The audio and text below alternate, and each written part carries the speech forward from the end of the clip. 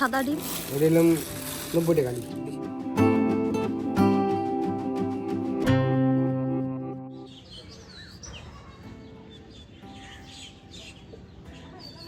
Hello, এই কুয়াশা ভরা শীতের সকালে আপনাদের সবাইকে ওয়েলকাম জানিয়ে শুরু করছি আজকে নতুন একটি ভ্লগ। আমি শর্মিষ্ঠা। আশা করি আপনারা সবাই খুব ভালো আছেন, সুস্থ আছেন, আর আমরাও বেশ ভালো আছি।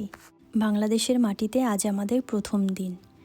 এর আগেও বহুবার বহু ভ্লগে আপনাদের সঙ্গে শেয়ার করেছি আমেরিকাতে আমাদের সকাল থেকে সন্ধে কিভাবে কাটে অথবা ইন্ডিয়াতে কিভাবে কাটে।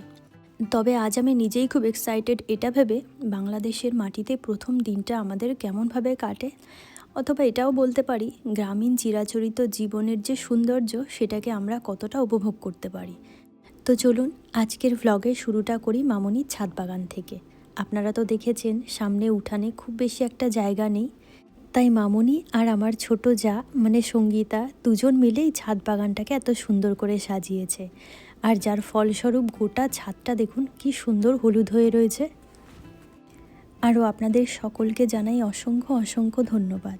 এর আগের দিনের ভ্লগে আপনারা আমাকে এত ভালোবাসা দিয়েছেন, বাংলাদেশের বউ হিসাবে আপনারা আমাকে এত অভিনন্দন জানিয়েছেন, আর সেই একই সঙ্গে আপনারা সকলে কমেন্ট বক্সে আমাদের দুজনকে এত আশীর্বাদ করেছেন, যার জন্য আমরা দুজনেই আপনাদের সকলের কাছে চিরকৃতজ্ঞ। আর আপনাদের এত ভালোবাসা দেখে সত্যি আমরা ভীষণ আপ্লুত। আরও একবার আপনাদের অসংখ্য অসংখ্য ধন্যবাদ। এখানে যে সর্ষেগুলো দেখছেন এগুলো এবছর আমাদের জমিতে হয়েছে। ছাদে সামান্য রোদ উঠতেই দেখলাম মামনি এগুলোকে মেলে দিয়ে গেল। তবে সর্ষে খুব বেশি একটা নেই, অল্প পরিমাণেই রয়েছে। আরও যেটুকু দেখছেন সেটুকু ভাগে পাওয়া, মানে আমাদের জমিতে তো এখন আর তেমনভাবে চাষাবাদ করা হয় না, সব জমি ভাগে দিয়ে দেওয়া হয়েছে।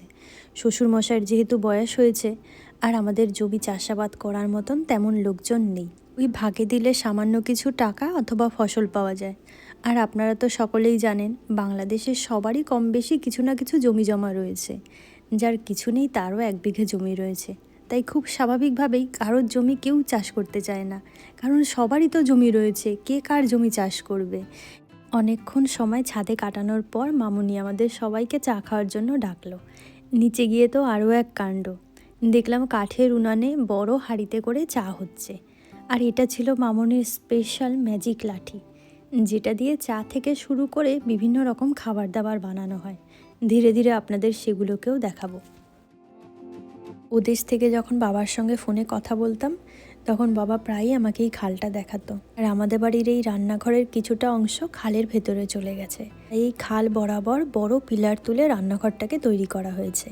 আর বর্ষার সময় যখন চারিদিকে জলে ভরে যায় তখন এই খালের জল আমাদের এই রান্নাঘরের জানলার সমান সমান হয়ে যায়। আর বাবা তখন জানলা থেকে বড়শি দিয়ে মাছ ধরে, সে গল্পও আমার সঙ্গে করা হয়ে গেছে। আরও আমি যেহেতু মাছ ধরতে ভালোবাসি তাই বাবা সবসময় ফোনে আমার সঙ্গেই মাছ ধরার গল্পই বেশি করে। আর এখন বাবাকে জিজ্ঞাসা করছিলাম তোমার চুলটা এত সুন্দর লাল হলো কি করে, তার উত্তরে দেখি চলুন বাবা কি বলে।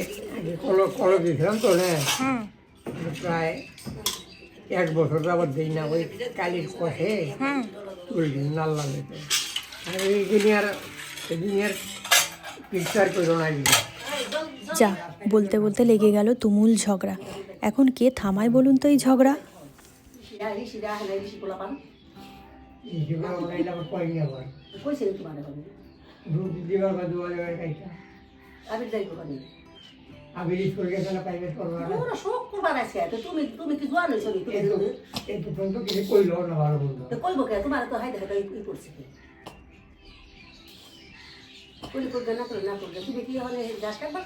চা খেতে খেতে মামুনি আর বাবার মধ্যে লেগে গেল তুমুল ঝগড়া। বাবা যাবে এখন এই রোদের মধ্যে ঘাস কাটতে।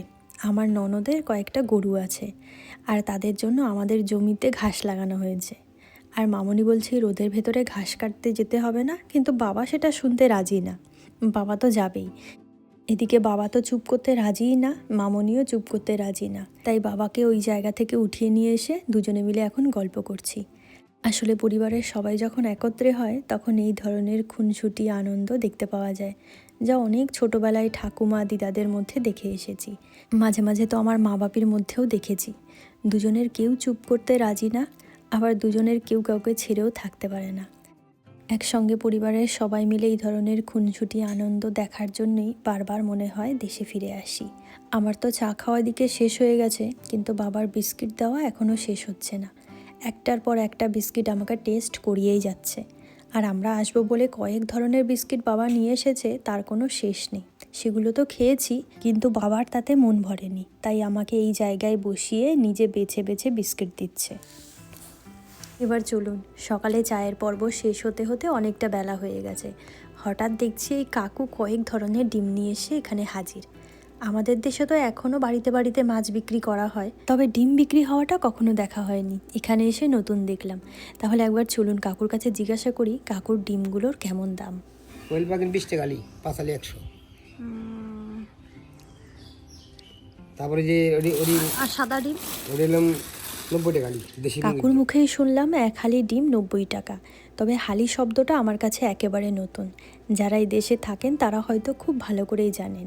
মামুনির কাছ থেকে শুনে নিলাম 4টে ডিমে এক হালি হয়, আর আমিও আজকে জেনে নিলাম জিনিসটা। আর আমার শাশুড়ি মা এখন বড় বড় ডিমগুলোকে দিতে বলছে কাকুকে, তাই কাকুও বিপদে পড়ে গেছে।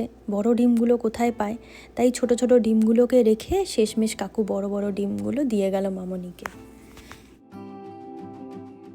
সকাল সকাল ডিমের পর্ব শেষ হয়ে একের পর এক মাছের পর্ব শুরু হয়ে গেছে। দেখেছেন কত বড় বড় জাপানি পুঁটি, মনে হচ্ছে একেবারে সদ্য ধরে নিয়ে আসা হয়েছে। আর বাংলাদেশের মাছ সম্পর্কে নতুন করে বলার মতন তো আর কিছুই নেই। ছোটোবেলার থেকে বাবা, কাকা, ঠাকুমা, পিসি সবার মুখে শুধু বাংলাদেশের মাছের গল্পই শুনে এসেছি। বাবা বলো, টেস্ট হবে? টেস্ট হবে? খেতে টেস্ট হবে? তুমি তো চেনো ভালো। উঠি বড় হয়েছে বেশি। আমার সামনে দুইজন মাছ বিশেষজ্ঞ, একজন বলছে দেশের, একজন বলছে চাষের। কেউ কারোরটা মানতে রাজি না। একে যিনি মাছ বিক্রি করতে এসেছেন তিনিও বিপদে পড়ে গেছেন দুজনের কথা শুনে। তো যাই হোক, শেষমেশ আমরা কয়েকটা জাপানি পুঁটি রেখেই দিয়েছি। ঘরে আসার পর শুরু হয়ে গেছে মামুনির ম্যাজিক লাঠির রান্না। আর যেই ম্যাজিক লাঠির রান্না খাওয়ার জন্য আমরা সবাই চারিদিকে কিন্তু গোল করে বসে রয়েছি। যা থেকে শুরু করে ননদ, দেওর আর ও বসে রয়েছে। আর এই যে রান্নাঘরটা দেখছেন, এটা মামুনির রান্নাঘর। এখানে মাটির উনুন থেকে শুরু করে কিন্তু গ্যাসও আছে, তবে মামুনির যখন যেটাই ভালো লাগে মামুনি সেটাতেই রান্না করে।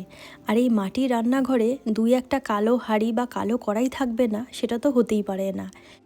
আর আজকে যেহেতু আপনাদের আমি একেবারে সাদামাটা গ্রামীণ জীবন দেখাচ্ছি, তাই বলে কিন্তু আপনারা ভাববেন না এখানকার মানুষেরা কাঠে রান্না করে। সবার সব কিছু রয়েছে, গ্যাস থেকে শুরু করে মাইক্রোওভেন থেকে শুরু করে ইন্ডাকশান সবই আছে। তবে হয় না এক একজন এক একটাতে রান্না করে অভ্যাস। যেমন আমার ঠাকুমাই সব সময় কাঠে রান্না করতে বেশি স্বাচ্ছন্দ্য বোধ করতেন, ঠিক তেমনই এক একজন মানুষের এক একটা পছন্দ। আমার শাশুড়ি মাও কাঠে রান্না করতে ভালোবাসেন। এদিকে সকালে জলখাবার শেষ করতে না করতেই বাইরে এসে দেখছি পদ্মার ইলিশ এসে হাজির। প্রথম দিনই পদ্মার ইলিশ, এটা কি আর ছাড়া যায় বলুন? আর বাংলাদেশে আসার পরপরই যদি পদ্মার ইলিশ না খাই, তাহলে কি মনে হবে যে বাংলাদেশে এসেছি আমরা? তাই আর দুটো মাছ না রেখে পারলাম না। এদিকে বাবা হঠাৎ করে বাজার থেকে এই শাকটাকে নিয়ে এসেছে। বাবা তো জানে আমরা দুজনেই শাক খেতে খুব ভালোবাসি, তাই কয়েক রকমের শাকের জোগাড় হয়েছে আজ দুপুরে খাবার জন্য। আর এখানেও দেখুন রয়েছে কয়েক ধরনের শাক। এটা তো খেসারি শাক, আপনারা হয়তো কম বেশি চেনেন। আর এই পাশে যে শাকটা আছে এটা হলো মটর শাক। দুটোই আমাদের জমি থেকে তুলে নিয়ে আসা হয়েছে। বাড়িতে একসঙ্গে অনেক লোকজন থাকলে যে সুবিধাটা হয়, কোথা থেকে যে সব জিনিসপত্র জোগাড় হয়ে যায় আর চটজলদি রান্নাও হয়ে যায়। সবাই মিলে একসঙ্গে সবজি কাটার পরে মামুনি তো কয়েকটা পদ রান্না করেছে, আর আমি সব শেষে নিয়ে বসেছি এই সর্ষে ইলিশটা রান্না করব বলে। কাঠের উনুনে সেরকম রান্নার অভ্যেস নেই, তবে 2-1বার আগেও রান্না করেছি শখের বশে। আর আজকে অনেক দিন পর আবার কাঠে রান্না করলাম, বেশ ভালো লাগলো। আর একজন তো অনেক দিন পর নিজের বাড়ির ছাদে বসে স্নান করার সুযোগ পেয়েছে। সকাল থেকে যদিও তেমনভাবে দেখা পাওয়া যাচ্ছে না, ওই মাঝে মাঝে আসছে, একটু দেখা করে চলে যাচ্ছে। আর খাবার সময়টা ঠিকঠাক আসছে। তাছাড়া ছোটোবেলার কত বন্ধু রয়েছে যাদের সঙ্গে এত বছর পর দেখা হয়েছে। হঠাৎ করে যাচ্ছে, একটু কথা বলে আবার চলে আসছে। এখন এসেছে দুপুরের খাবার খাওয়ার জন্য। দুপুরে রান্নাও শেষ হয়ে গেছে। এবার চলুন আমরা সবাই একসঙ্গে খেতে বসে পড়ি। এই সুযোগ তো আর সবসময় পাওয়া যায় না। আজকে যেহেতু পেয়েছি সুযোগটাকে আর হাতছাড়া করব না। এখন দুপুরের খাবার শেষ করে একেবারে নতুন বউ সেজে তিনজনে মিলে ছাদে চলে এসেছি গল্প করতে, আমি, সঙ্গীতা আর দিদি। বিদেশ থেকে আসার সময় বাচ্চাদের জন্য যে চকলেটগুলো নিয়ে এসেছিলাম সেগুলোই দুপুরের খাবারের পর সবার বাড়িতে করে গিয়ে দিয়ে এসেছি। সব বাচ্চারা বেশ খুশি হয়েছে, আর চকলেট দেখলে বাচ্চারা খুশি হবে, এটা তো স্বাভাবিক। দুপুরের খাবারের পর্ব শেষ করে ননদ যা মিলে ঘুরতে বেরিয়ে পড়েছি। আসলে এই মরিচা গ্রামের চণ্ডীপাড়াতে এক নামের অনুষ্ঠান হচ্ছে, সেটা দেখতে যাওয়ার জন্য আমরা সবাই মিলে একসঙ্গে বের হয়েছি। আর সেখানে যাওয়ার পথে আমাদের কয়েকটা জমি রয়েছে। এখন যে জায়গায় দাঁড়িয়ে রয়েছে এই গাছগুলো দেখছেন, এগুলো আমার দেওর আর শ্বশুর মিলে লাগিয়েছে। আর এখান থেকে ওই যে দূরে দেখা যাচ্ছে বড় একটা ঝাড়ের মতন, এখানকার প্রত্যেকটা গাছ ওর নিজের হাতে লাগানো। আরও জানেন তো, ও দেশে থাকতে ওর কাছে বহুবার এই জমিটার কথা শুনেছি, ছোটোবেলায় কীভাবে এই গাছগুলোকেও লাগিয়ে রেখে গেছিল। আর যতবার এই গাছের কথাও বলে ততবার লক্ষ্য করে দেখেছি ওর চোখের কোণায় জল জমে যায়। আজকে এত বছর পর নিজের চোখে এই গাছগুলোকে দেখছে, এত বছর পর নিজের হাতে এক একটা গাছ ধরে চোখের জল আর আটকে রাখতে পারেনি। আসলে ছোটোবেলার স্মৃতিটাই হয় এমন, কাঁদানোর মতনই।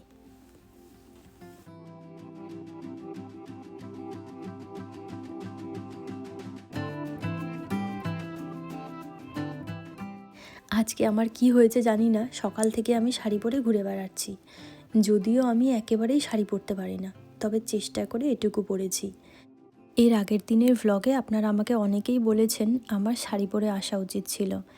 আসলে ভ্লগটা যখন আমি পরে দেখেছি তখন আমারও মনে হয়েছে শাড়ি পরে আসাটাই বোধহয় ঠিক ছিল। আসলে আমি যেখানকার নতুন বউ সেটা আমার মাথাতেই ছিল না, কারণ মামুনি বাবার সাথে তো আমার আগেও বহুবার দেখা হয়েছে। আর তাছাড়াও এখানকার মানুষজন যে এরকম হবে আমি তো সেটা বুঝতেই পারিনি, কারণ আমি আগে বাংলাদেশে কখনোই আসিনি। আর তাছাড়াও মামনি বাবা যেহেতু আমাকে আগেও অনেকবার দেখেছে, আমি শাড়ি পরতে পারি না বলে আমাকে কখনো জোর করেনি শাড়ি পরার জন্য।